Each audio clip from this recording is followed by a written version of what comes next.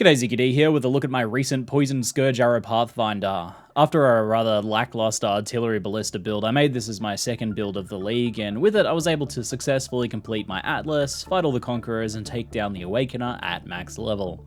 The objective of the build was to make something that, despite not being overly tanky, was incredibly survivable to a lot of what was murdering me in this expansion, namely damage over time. Between Awakener's storms, ground dots, and metamorph spamming horrific damage over time ground effects, damage over time mitigation is at a premium right now. This character only has 5k HP, which is not a lot, I know, and yet it doesn't die very often, so long as I'm paying some attention and staying mobile. This is thanks to the combination of high evasion, dodge, spell dodge, and kintsugi, plus the Wind Dancer keystone from a Legion duel. The effect is that we don't get hit by much, and when we do, we have two sets of 20% mitigation for the incoming hit. An excellent and often underrated side effect is that Kintsugi's effect and Wind Dancer both work on damage over time effects if you haven't been hit recently. Coupled with a bit of chaos resistance, this build doesn't die to damage over time. If you're unfamiliar with Wind Dancer, it's a keystone provided by Maraketh Timeless Legion duels with the Deshret modifier on them. These are easy jewels to socket into a build as they don't corrupt the passives on the tree, they simply add dexterity to minor nodes and add extra bonuses to notables. I use the jewel to change the Perfect Agony keystone into Wind Dancer to get a lot of extra defense for very little investment. And that was the name of the game here. I wanted the bare minimum level of defensive investment to be able to do all of the content in the game fairly comfortably, and in this the build was a success. On the offensive side of things, I thought I'd take the now modified Scourge Arrow and focus on poison damage entirely. This skill was nerfed for added damage and given some added chaos to make it more attractive to these types of builds as opposed to how it was typically being used with elemental setups. Scourge Arrow can do a lot of poison DPS, and without going too overboard on gearing, I've gotten to around 2.5 to 3 million Shaper boss DPS with the poisons. Nothing insane, but solid enough to feel pretty decent and take down the toughest bosses reasonably well. The biggest surprise, however, was how this build clears exceptionally well. Pathfinder has a poison proliferation effect that's incredibly strong, and this coupled with the new Plague Bearer skill just allows you to waltz through the new incredibly dense endgame maps as packs just quickly die and spread their death to others around them.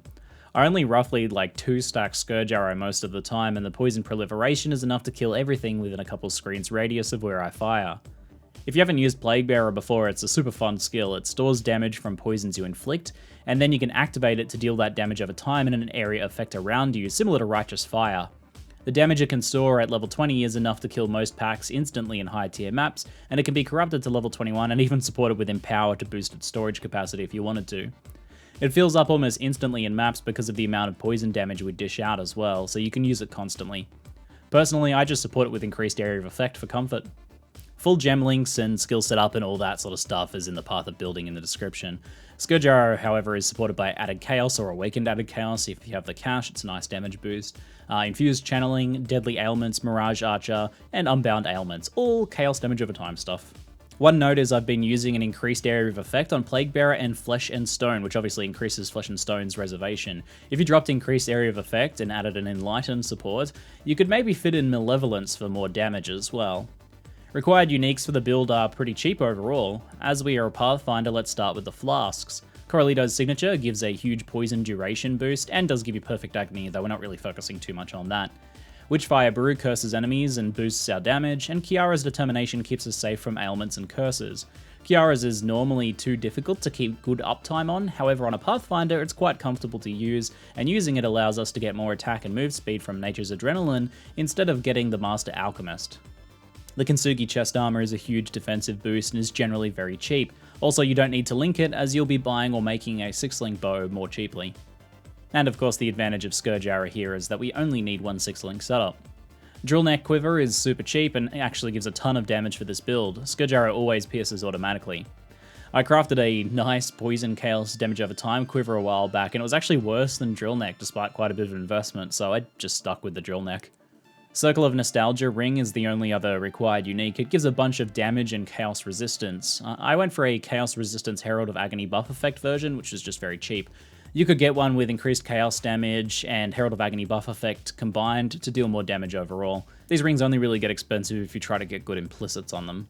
Eventually, you'll want to get an extra Spore Pod enchant for a helmet of your choice. This one can be fairly expensive. I got one on a Starconia's for a couple of Exalts. It was a cheaper option, effectively, on a still pretty good base for this. More expensive, but a better choice long-term damage-wise, would be a high-end evasion base that you can craft with pristine and aberrant fossils to get life and nearby enemy chaos resistance reduction. The bow itself is an interesting one. Darkscorn is very good for this build, and if you have high chaos resist, also provides a mitigation bonus. However, it's ridiculously, ludicrously expensive. Instead, you can craft something that's just about as good as Darkscorn or even better, offensively, for under 100 chaos. Buy a 6-link Imperial bow, at least item level 82, which are currently, no joke, 15 chaos. Then just use aberrant, corroded, and metallic fossils together to fairly easily roll the 100% more poison damage mod with added chaos damage and ideally attack speed or an attack speed craft. If you get lucky and get the attack speed, you might even be able to mastercraft on some chaos damage over time multiplier on the prefix instead. A bow like mine is about as good as Darkscorn at a fraction of the price. And I went for the more expensive base, but you could do the Imperial bow, and it's much cheaper, only being slightly worse than a thicket bow. And if you do get pretty lucky with your crafting, then you can actually do quite a bit better than mine. I actually made a whole video on this crafting a while back if you'd like to check that out on my channel. You can use aberrant pristine fossils on a belt to roll life and chaos damage as well for a bit of extra boost. The rest of your gear should be focused on life and resist, with a bit of accuracy on gloves being a nice thing to aim for. Try and get like 400-ish. You'll also want to anoint dirty techniques on an amulet for more poison damage. You can check out my gear in the Path of Building, linked in the description below for an example. However, I encourage you to remain flexible when it comes to approaching build guides, you know? Path of Exile is such a diverse game in terms of the specific gear and stats and gems and things like that you can use, and what's good in one setup might not be quite as good in another setup, so stay flexible, import your character into Path of Building, see what you can tinker with, see what you can improve. Also, you can make changes just for playstyle preference as well, like you might decide, hey, I don't want to be so defensive, drop a Kintsugi and get like a Spore Guard chest or something like that for extra offense and clear. There's many ways to build even the same character in Path of Exile, so stay flexible about it and use things like this as just a guideline or even just some ideas to cherry pick for yourself. Overall, this one wasn't a top tier meta build. It is no summoner. If you want the strongest stuff to play at the moment, you're probably looking at summoners, some mine builds, things like Toxic Rain, Mana Guardians. Those are the sorts of things that are really, really carrying hard right now. But, that said, this build has performed quite well for a decent level of investment. It clears well, it bosses well, it feels well good to play. Overall, I give it a decent out of 10. Maybe you give it a go, or maybe you get some ideas for your own build, or nothing. I don't know what you should do, I'm not your mum. I'm ZiggyD, and thanks for watching.